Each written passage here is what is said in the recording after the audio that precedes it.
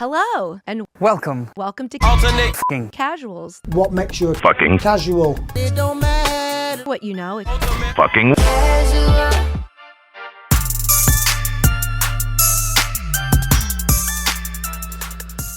All right, the ultimate effing casuals. Oh, if only there was a way for you to hear the fucking excellent chatter we were having before we started. I wonder what it would be. Maybe it's Patreon. So go look us up over there if you want to hear some good stuff. Nathan, Isaac, the homies have assembled.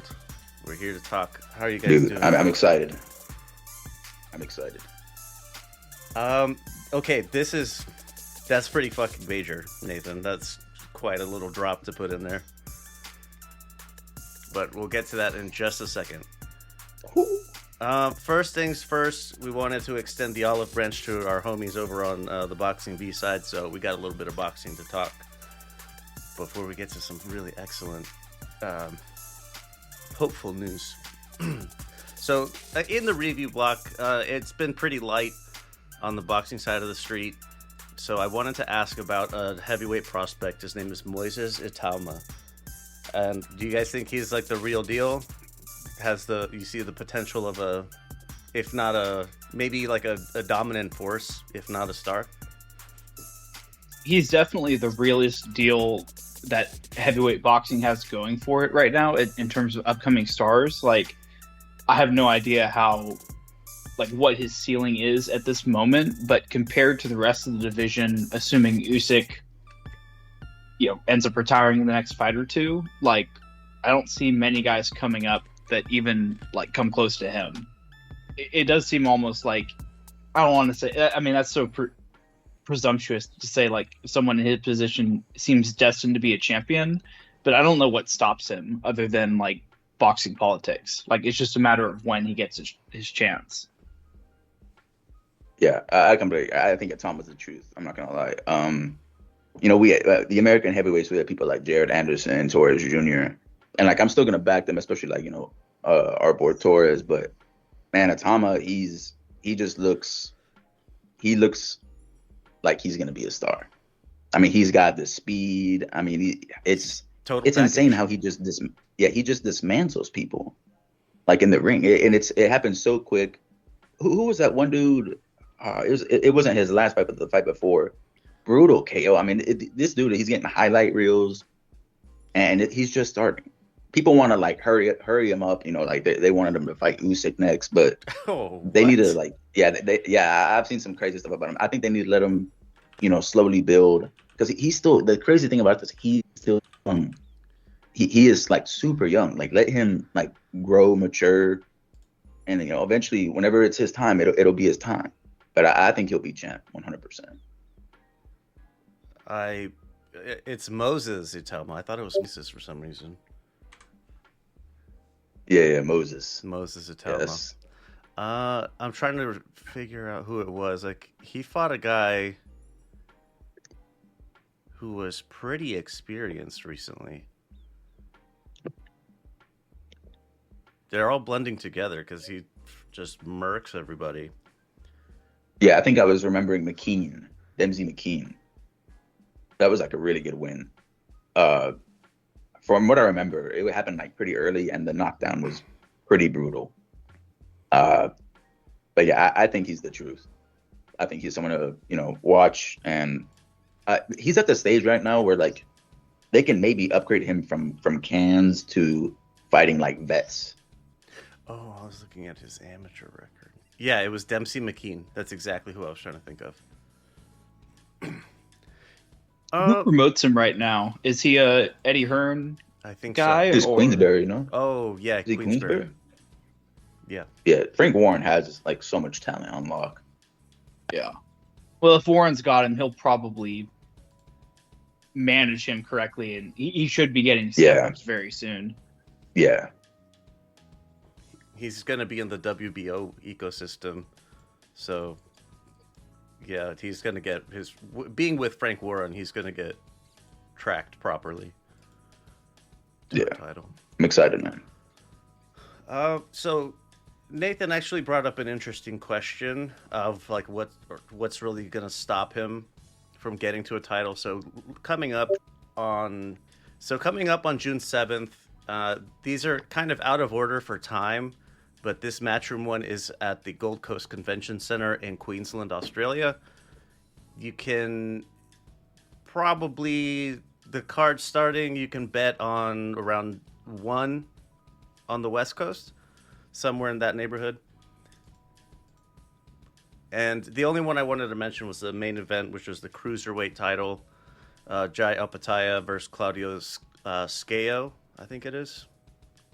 And what happens with, I don't think it's a matter of if, but Jai Opetaia moving up to heavyweight. He's a little undersized, maybe, coming from cruiser, but I don't know. Do you guys think Jai could be like a real force at heavyweight?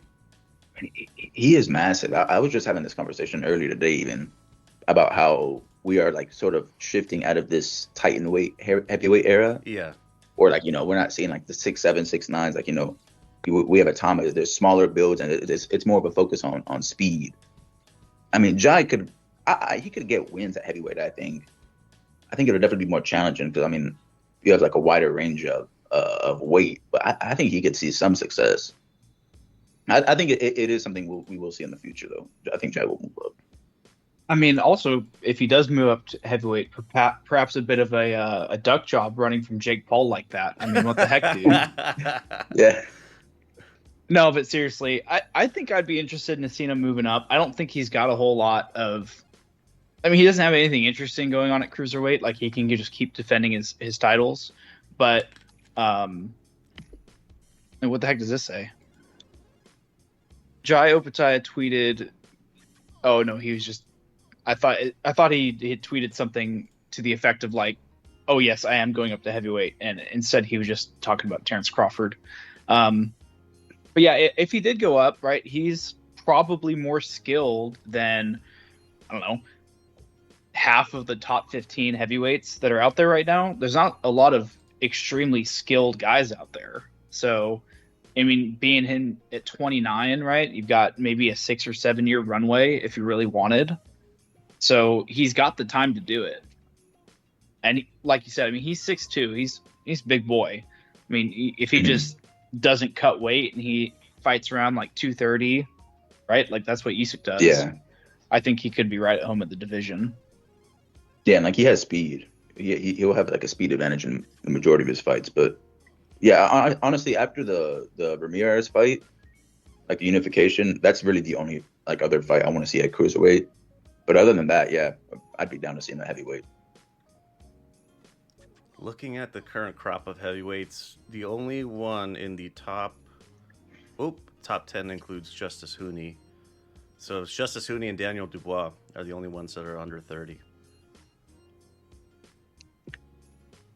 Extending that to the top 20, you only add one other one. That's Richard Torres. There's nothing in this guy's way. The boy Torres is small, man. Yeah, like I said, I think we're going to see a shift, like in what the average heavyweight. Yeah, we're going to get back like to the classic in the coming years. Yeah, exactly. Well, speaking of Justice Hooney, this is Queensberry. This is also going to be on DAZN, and it's Fabio Wardley, British prospect, versus Justice Hooney. Lynn on Boxing Before Dark. She and I this has been a contentious point for us. She's very much a Brit slop enjoyer. And I'm just backing Justice Hooney because it bugs her. And that's about it. Yeah. Dude, Wardley's got some serious power. I feel like he might lay Hooney out. But we'll see. We'll see. Moving down, Taken at the Ariake Coliseum. This is like the secondary venue. There's a bunch of fights. It's a lot of Japanese guys, obviously, so it's going to be smaller. But the bantamweight is about flyweight, or is flyweight 125? Wait, 125? In MMA, it's Oh, 125. yeah. In MMA, flyweight is 125. Yeah. So these guys would be like straw weights. These are 118s. Junto Nakatani, though. Does somebody else want to sing his praises, or am I the only fedora-wearing hipster? No, yeah. The Junto is for real. I mean, we're talking about matching this guy up with Inoue, and I mean that would be a mega fight for the same reason why mega fights are mega fights, like because we don't really know how that outcome could turn out. I mean, Junto Nakatani, I feel, could be a serious threat to Inoue, and I think everyone that doesn't know him should probably watch this fight because it should be a banger. This is also starting about 1 a.m. So if I had to pick between Jai Opataya or I'm picking Junto Nakatani. Yeah. Yeah. I'll catch also, the other one on replay. Being co-mained by Tenzin Nasukawa, that's actually an excellent card. If you were going to stay up at 1 a.m. to watch a boxing card, this would be a pretty good one to choose. Yeah. So he's like an ex-kickboxer or something like that? Yeah, he was a phenom in karate and kickboxing. Wasn't he a Floyd victim too? Didn't Floyd he took him to school. Yeah. He certainly took him to school. But I would like to point out that Tenshin Nasukawa was like 15 or 16 at the time, and Floyd had just retired. So also like a 25, 30 pound weight difference too. So Junto Nakatani, he's fighting another Japanese guy named Ryosuke Nishida.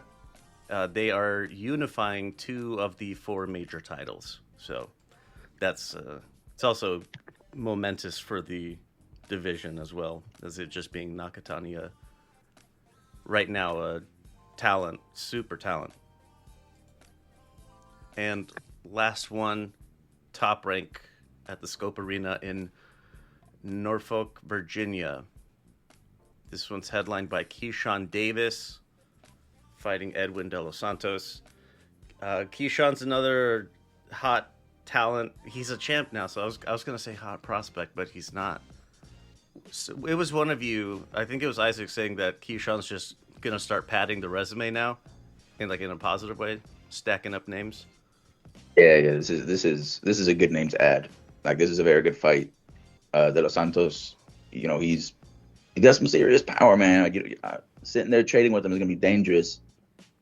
I think we could see a good fight here, and he fought Shakur. Obviously, he lost there, but De Los Santos, I believe, is a legit name. If Davis can get a win over him, I think that's a good addition to his resume. And prospect, my last year's prospect of the year, Abdullah Mason. If you don't know, you don't know who this kid is yet, but this is someone to watch. 100%. He has more fights than Keyshawn Davis. Dude, Mason's been active. That's right, he has. He's been active, really, really active. I think Keyshawn also had a lengthier amateur career.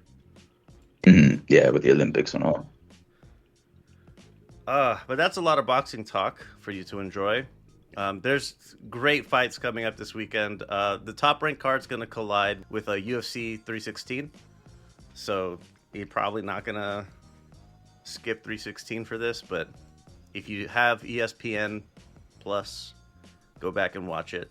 Abdullah Mason and Keyshawn Davis are fantastic. The lightweight is stacked. Yes, minimum watch the highlights on YouTube or something, minimum. But into some news. When I wrote this down, I was black-pilled. Jones officially out of negotiations for Tom Aspinall. But Nathan, what is this bit that you dropped for us from Bloody Elbow? Well, before we jump into that, can we do a quick recap on why we were so black-pilled? Oh, yeah. So essentially what happened was, Jones was doing his thing on Twitter where he was just saying, you guys have generated so much publicity for me and, myself and my brand and, being very non-committal about the fight. And Tom Aspinall replied to that tweet saying something along the lines of, told you I'm not an asshole, have fun with your retirement, enjoy your retirement. And shortly after that, Ariel Helwani went on record saying What happened was that Jones asked for a lot of money. The UFC put up the money, and then Jones said, like, thanks, but no thanks. Like, the idea being he made a ridiculous demand that he didn't think would be met, so he'd have an excuse to not fight Tom. But then when they called his bluff, he said, yeah, I'm good anyway. So that's where we were at up until about 20 minutes ago. Now, this is just like Twitter slop, but it is him on a recorded video. He's in Thailand right now, and someone asked him, hey, when are you going to fight Tom? And Jones has now said that he said he was waiting for it, in quotations of like, when is this fight? When is this thing going to happen? And then he says, the UFC, I and Tom, we've got a lot of stuff happening behind the scenes. They're one of the biggest sports organizations in sports. Right now, Tom and I have agreed to wait for the UFC to make their announcements. So legally, I can't talk about it. So not a no. It's not a no by any means. It sounds like there's something happening, but you'd think if he wasn't fighting at all, he would maybe just say it. That sounds like there's something that he just doesn't want to say, or maybe he can't say, right? The UFC wants to release it on their own timeline. So in the midst of a desperate it's so over, we found an invincible we're so back within us. So that's the state of things right now. I hope we get it, man. I mean, presumably, like, because Jones, he likes to fight at MSG, like in New York, and that normally happens in November. So, I mean, maybe the UFC sort of want to wait to make the announcement until we get closer to that date. I mean, just since like it's been brewing for like literal years now. So I mean, if they do drop that announcement, that's gonna break MMA Twitter that same day. It's gonna be a crazy, crazy day if they announce it. And I think there is also a promoter aspect to this where the UFC is in negotiations with companies like Netflix and Amazon for who's going to be their new home once the ESPN stuff runs out. And so it's possible that this fight is on the table as this is a negotiating tactic. The UFC wants to sell this fight as like, hey, this is you sign with us, immediately you're getting a mega fight this year. But it also makes sense that they wouldn't announce it, because typically they're like, when they announce it, they say it's going to be on such and such a pay-per-view. Well, let's say for some reason their Netflix talks fall apart and they have to put it on ESPN. Well, you don't want to be switching post-fight announcement. You got to watch it here. Oh, wait, never mind. You got to go watch it here instead. Yeah. So maybe there's an aspect of that makes some sense, at least in my mind. Yeah. I'm like still somewhat skeptic just because of like stuff that Jones has said, like also somewhat recently about retiring, that he doesn't want to fight him. But at the same time, like I still really hope I'm wrong and that this fight gets made. Just because, I mean, this is like, we've been waiting years for this fight and we need to see it. Like, this is one of the things that the UFC like always like champions. Like whenever, Dana White back in the day was criticizing boxing about the fights that the fans want to see never get made, and the UFC nowadays especially has been slowly turning into that. But if they can make this is a step in the right direction, massive step in the right direction. And I think we've also been waiting for years, not just for this fight particularly, but like a fight where we feel like going into it, wow, this is going to be a hard fight for Jones, because we haven't felt like that since like the DC fights, I don't think, right? Because they go into, like, he's had a lot of really awesome fights, but those were like, no one saw the Gustafsson or the Santos or the Reyes fights as like, wow, this is a test. I mean, they ended up being wars, and they ended up being like really close in some instances, like the Reyes one. But like going into it, like, we didn't think it didn't have that kind of luster of like, this is a mega fight. Like, you have to mark this on your calendars. It was just a John Jones fight. Yeah. I mean, this is the thing about and we've talked about this before. Like, we're team Aspinall here, but Jones could still win. I mean, he has an IQ that's off the charts when it comes to MMA. even though he's older now, I mean, he's still got it, man. He's still got it. I mean, we saw. I mean, I know Miocic was a corpse, but the way he broke him down, and I mean, he barely got. I mean, there's a few instances where he got hit, but for the most part, he barely got hit, and he really showed like the variety in his arsenal. So I think this is still like a, I favor Aspinall, but it's still a very close fight. Man, the idea of this being holding this fight back as a negotiating tactic, I hadn't even considered that angle. That's a big carrot to dangle in front of someone. Yeah, I mean, if you want to talk about a superstar fight, this is huge. This is it. And you not only like you're getting like Jones is heading like US MMA, and then Aspinall is in an entirely other region of the world, like leading that charge for MMA. Like he's over there in the UK, so there's fan bases from 2 different continents. Like this is a mega fight. Yeah, and it does make sense for if this is Jones's last fight, and it really does happen, it does make sense for the UFC to also be like, okay, we'll give you a whole year and we'll put it in your home turf at MSG. Like that's the proper setting for a fight like this. So even though it's taking a lot longer than we'd want, if it does play out that way and we do actually get this fight, like I can at least like excuse that. I'm like, okay, that I see the vision. Because at the end of the day, we still got the fight.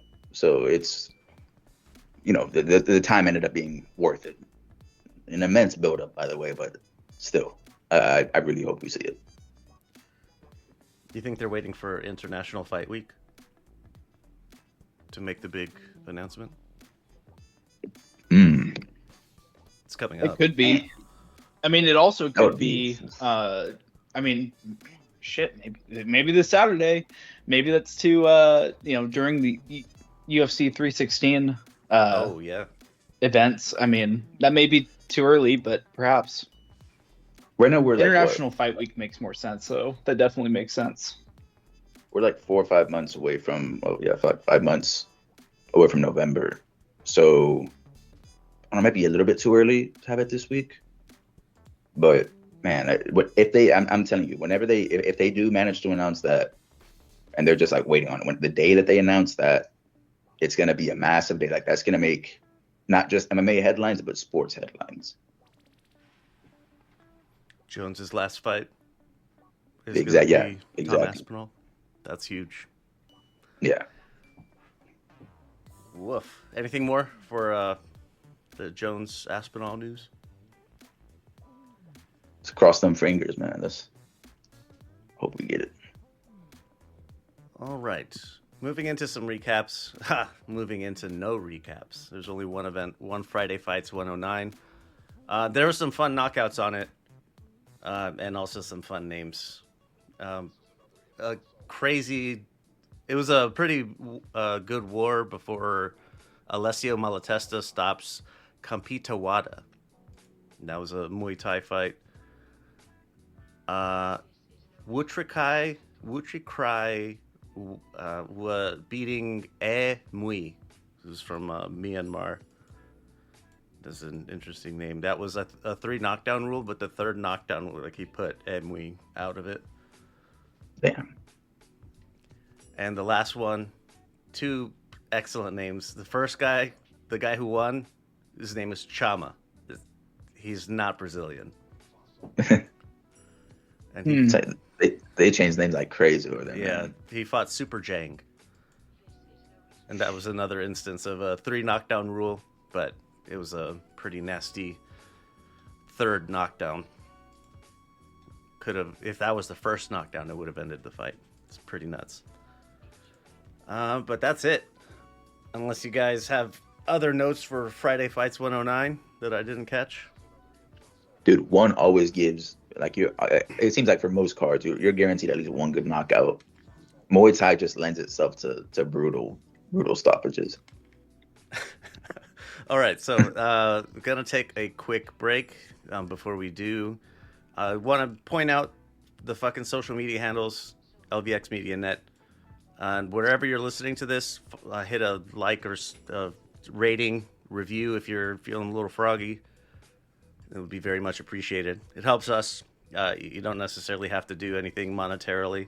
Speaking of which, the shop.lvx.be, putting up new stuff all the time. So always, take a poke in and see if there's anything you like. So, I'm going to take a quick break. We'll be right back. Support for this episode is from Malwarebytes. In today's digital world, threats are everywhere. From sneaky spyware to intrusive viruses, your computers and mobile devices are constantly at risk. Losing your personal data, financial information, or even having your device held ransom is a nightmare no one wants to face. And that's why you need to look at Malwarebytes. It's the ultimate shield for digital life.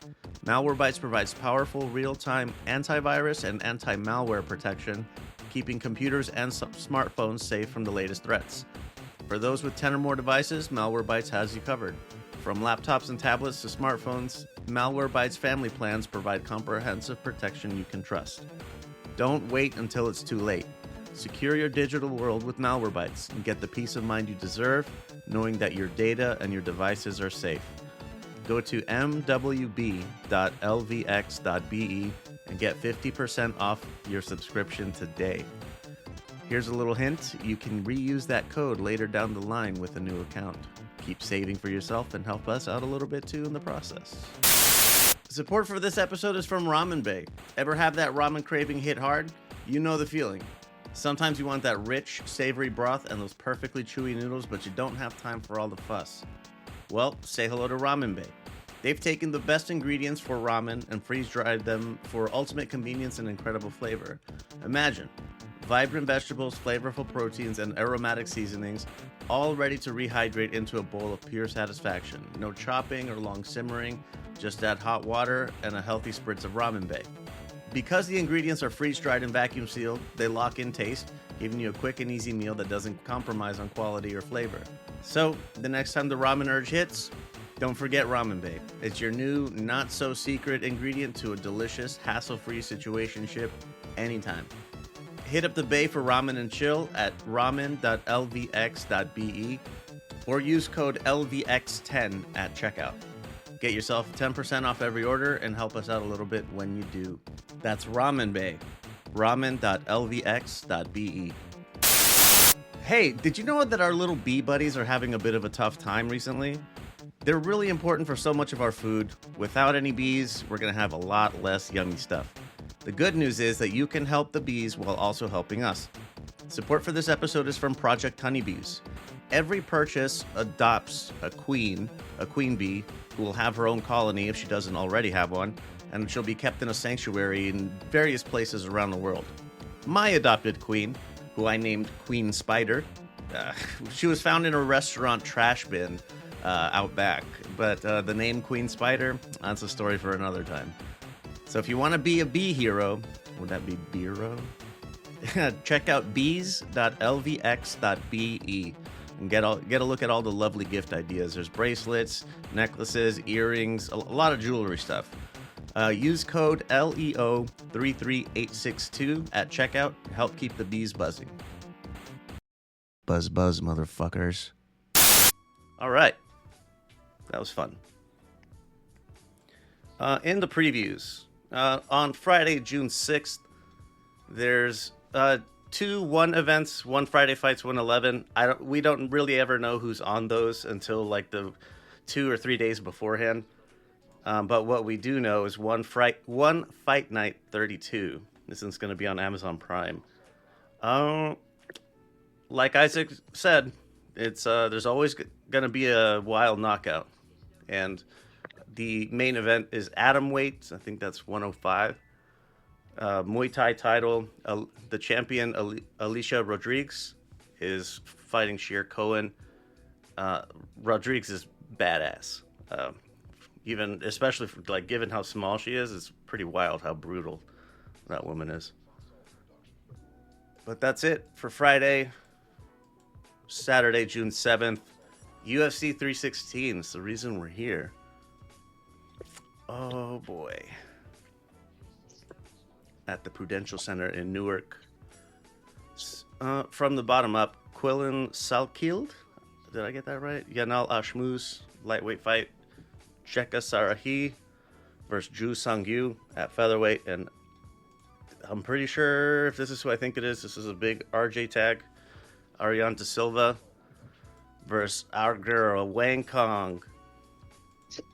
We have a Wang Kong. That's actually That's actually an awesome way to end the early prelims. Yeah, that's a good little sprinkling of a fight there. Yeah. And into the prelims, Sergey Spivak versus Waldo Cortez Acosta. Where have I seen Waldo? I've seen him fight before. He's decent. This should be a good fight. Yeah, I was gonna say I'm pretty sure Waldo's, halfway good. That like back half of the heavyweight division can be sort of rough, but these are like two decent names. Moving up, Azamat Murzakanov versus Brenson Ribeiro at light heavy, and then Bruno Silva versus Joshua Van, 12th and 14th at flyweight. Excellent fight. That's gonna be a crazy fight. Excellent fight. Yeah, Joshua Van, man, he looked really good. He's improving, man. I'm on the train. He looks good. Yeah, he was missing that piece, the wrestling piece. And yes, he's added that. His last fight showed his ground game. He's well-rounded. I'm hyped. Yeah. I'm hyped. That boy can strike, too. Moving into the paid portion, Vicente Luque at 14th at welterweight versus Kevin Holland. There's another fast turnaround for Kevin. At least it's kind of surprising that. Also surprising that these guys haven't fought yet. I feel like they've been on the same kind of, hovering, low-ranking contenders status for a while. Like this is a very evenly matched fight, I think, at their point in their careers. Yeah. Holland is going to be... Surely he's got like a pretty good reach advantage here. If he can keep it at distance, I feel like Holland can win, but Luque might look to take this down to the ground. He might have a pretty decent grappling advantage there. His leg kicks will also help him fight at long range if Holland wants to play that. Yeah, I could see this being a fun fight. Measurements. Holy shit. Luque has a 75.5 hand reach. Holland has 81. It's going to be nuts. That is wild. Damn. I've seen some mismatches on measurements, but this is one of the worst. Speaking of one of the worst, Mario Bautista, 10th at bantamweight, is fighting Patchy Mix. This is another PFL Bellator defector, isn't it? Yeah, he just got signed not that long ago, and they're putting him in a fight where he can immediately grab a bunch of fans. Yeah. Yeah, I think this is like, he's an exciting fight. Like most of the MMA fan base, probably all of us, just praying for God to smite Bautista in this fight. It's like Patchy's also, he's carrying a bit of a meme weight on his shoulders that no one who comes up from Bellator is actually any good. But hopefully he can be the exception and deliver some righteous justice here. Yeah, not gonna lie, I thought Patchy Mix lost his last fight against that Russian dude, Magomedov. But he is an exciting fighter. So I think minimum we at least get a good fight here. He is really well-rounded. I've seen Patchy Mix fight before, but I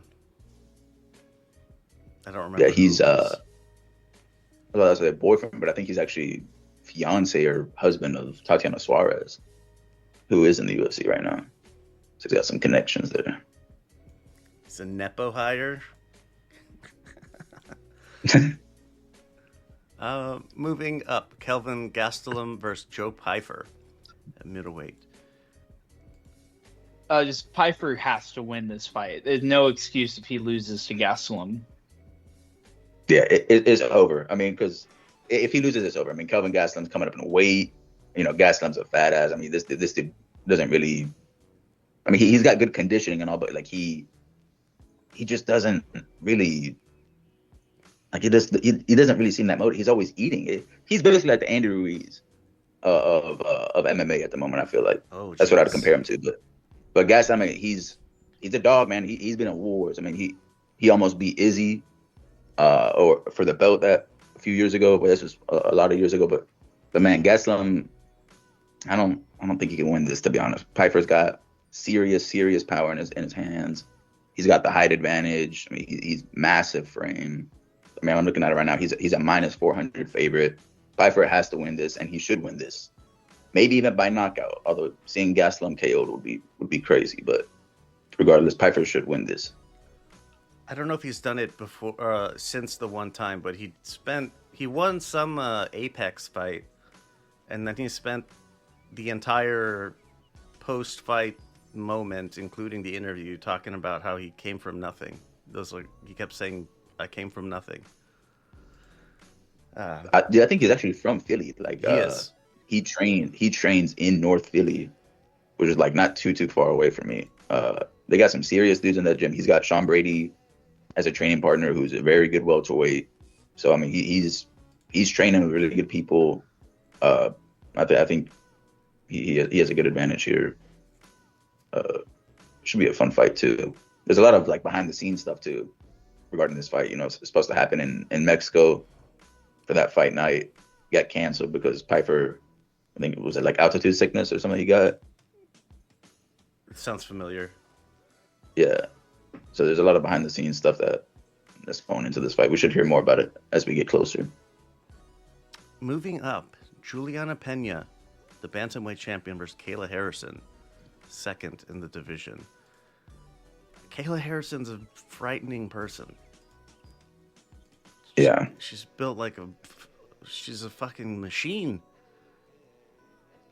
I will say, like, I do think Kayla Harrison is better than Juliana Pena. The only thing that concerns me is the weight cut, because like Kayla Harrison is used to fighting at 155 in PFL, and she's having to cut down to 135. That is a bad cut. I mean, like in her weight cut, she looks pretty like heavily drained. So that's the only thing that really concerns me. But if she can have a successful weight cut that doesn't take too much out of her, I think she should win. Last thing. And wait, I said this fight has also the stakes attached to it of being Nunes's comeback fight, right? Like she fights the winner.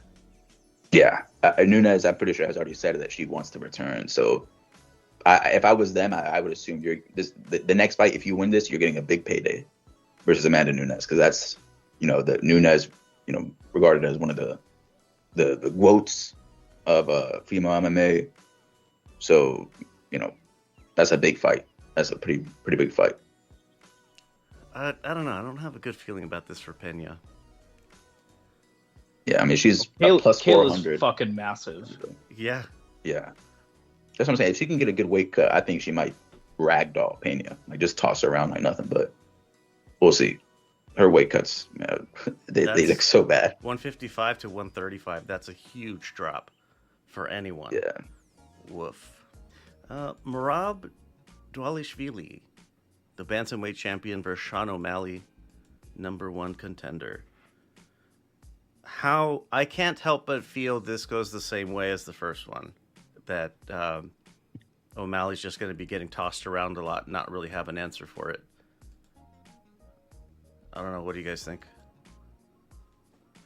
That's the most logical way to look at this fight. I mean, O'Malley has been kind of going on one of these like little lock-in periods where he's like, no social media, no drugs, eat clean, train hard, eat, sleep, shit, and train.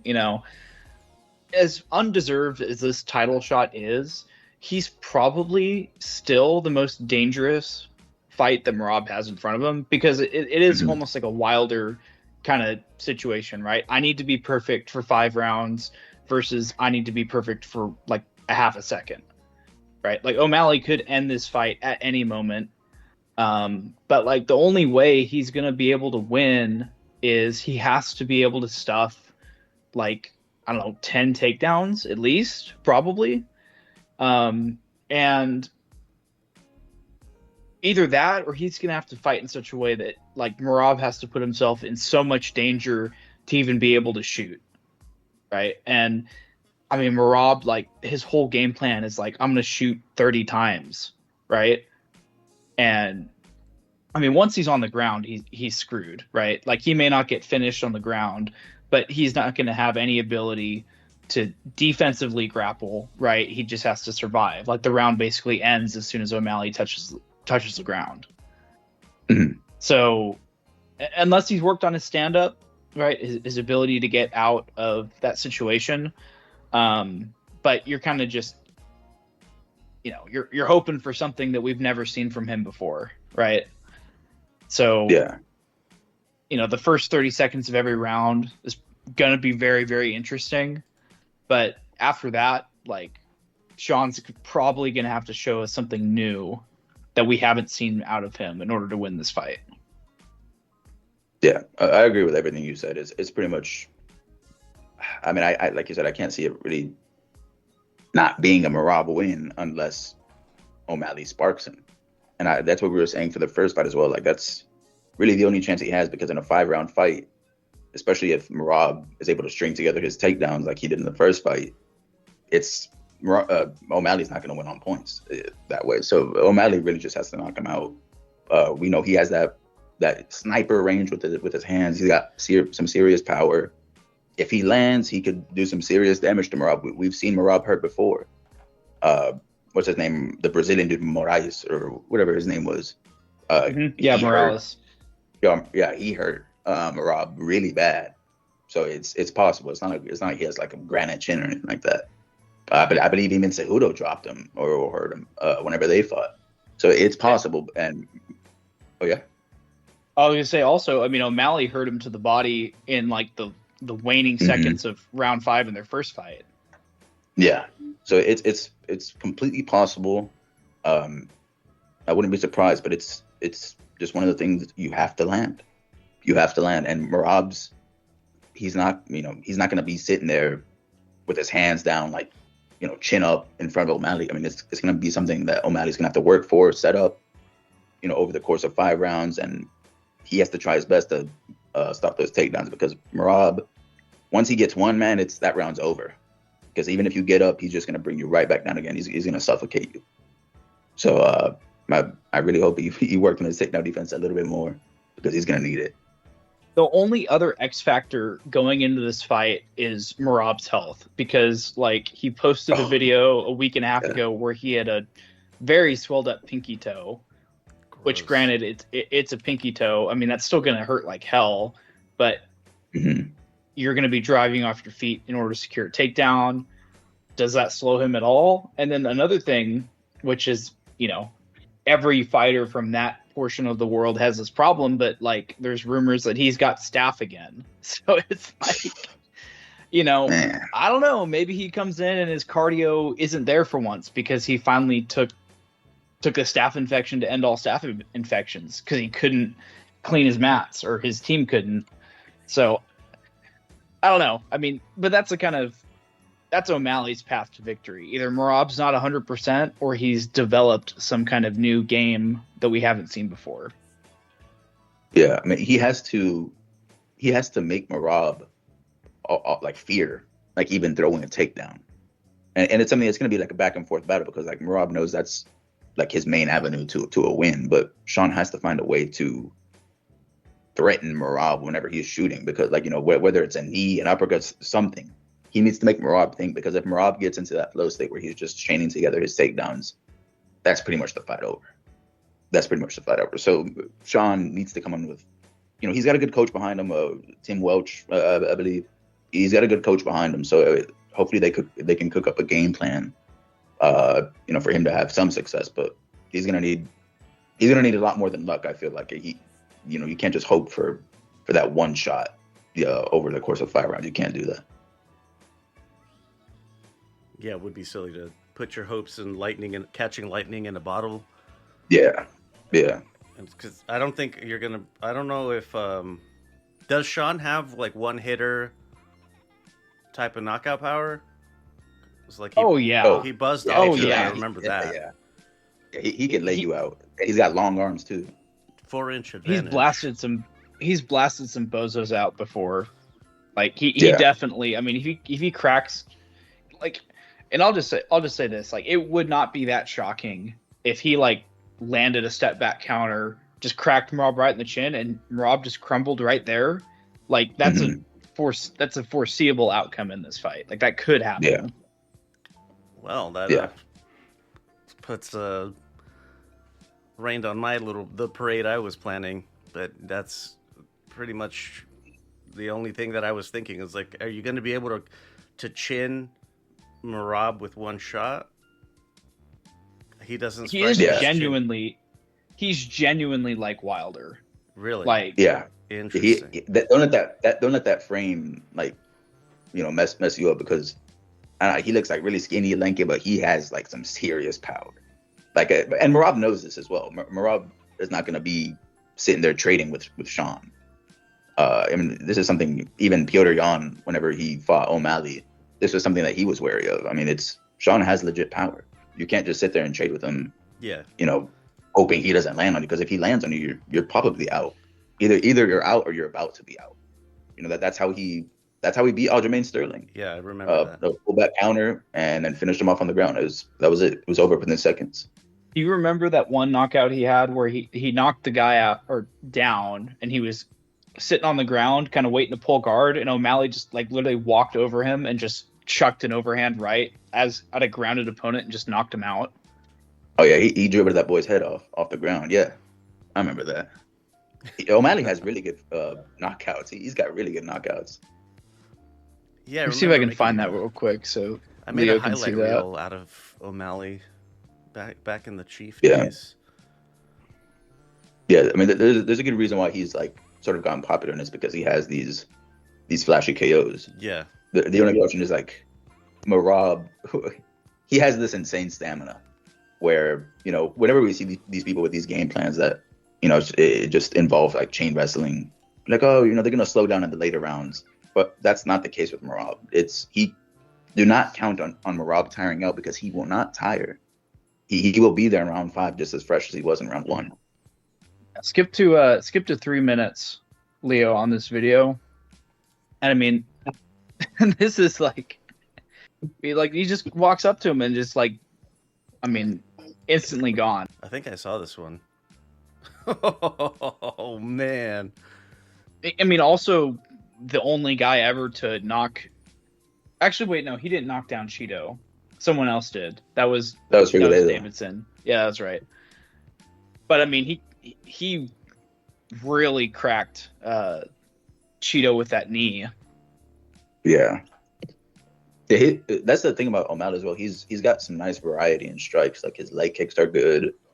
He's tall, so his knees are good. And then, like, when it comes to just hands, I mean, he throws from every direction. And his 1-2 is really clean. I am excited to see, though. He said he laid off the drugs, and he's like, just the only like leisure thing he really does now is just like spend time with his family. So it seems like he's more dialed in. I wonder if we'll, see some major improvements because of that. I got nothing else. This is the one hitter power really does make this more exciting, because I wasn't sure how serious of a power threat he was. Like, he's obviously getting knockouts and stuff. I've seen him lay people out, but I wasn't sure if it was. I didn't know it was like Wilder-esque. That's pretty nuts. He is like one of the, at least pound for pound, he's one of the best guys in terms of like touch of death kind of power. Yeah. Mm-hmm. Like, I wouldn't necessarily like Topuria might hit harder. That's because he's like got sublime technique. Like, if you're talking about just hit for hit, just natural God-given ability, like O'Malley's like way up there as far as like just naturally gifted punching power. Yeah. Yeah, this is one of those, like you said, like Wilder-esque fights. Like, even if Merab is up 4-0 going into round 5, like you still have to keep watching, because it's not over until that 5th round ends. Yeah. I mean, the good news too, though, is even if Merab does dominate him, like, he makes his fights fun. Like, he's such a showman in like the way he stunts on guys that we'll get either one of those outcomes, and both of them will be fun to watch. Yeah. I'm excited. That's a good main event. Is the rest of the card kind of bunsish? It's like there's like one good fight in each block, kind of.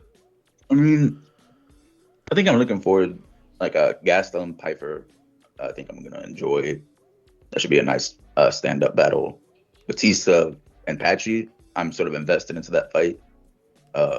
One being Patchy Mix's entrance into the UFC, and then Mario Batista hate watch. But then we got Luque versus Holland as well. I feel like that could be a fun fight. I mean, there's a few good fights. It's in terms of name value, it's really, really top heavy. But I think we could see some good fights throughout the card. We've seen worse. We have absolutely seen worse. I think the Bilal one. Oh yeah. Yeah. This card has it's not stunning by any means, but it's got some sleeper fights in there. Wang's out for Kong. Yeah. Right. Banger fight. All right. If there's nothing else. You've been listening to The Ultimate Effin' Casuals, a Lux Media production. If you'd like to give your thoughts, or you need to let us know how terrible you think our takes are, you can duck us and text the anonymous line at 833-589-7637. If you want to stand on your business, send a voice message or send a voice note in WhatsApp, and we'll see if you're interesting enough to make the final cut of the show. 833-LUXPODS. If you prefer to hit us up on social media, the account name is LVXMediaNet, all one word. That's YouTube, Instagram, Blue Sky, all the rest of that bullshit. If you can't find us, chances are we're not on it. Patreon is where you can go to get ad-free episodes and other behind-the-scenes exclusives while directly supporting what we do. LVX Media Net over there just like everywhere else. Even if you don't sign up on Patreon, you can still help us out if you check out our ad sponsors.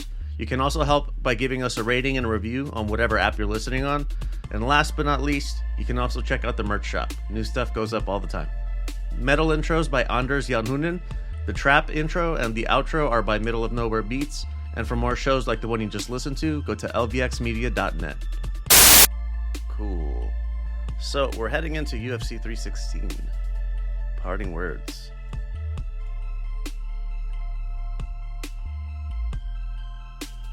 I was gonna say, don't blink because this is gonna be a high action battle. Merab bringing this, really high activity. He's always doing something in the fight, but don't blink. Like I said, Merab could be up 4-0 going into the fifth. O'Malley still has that power, that great equalizer. So just be careful. Keep watching.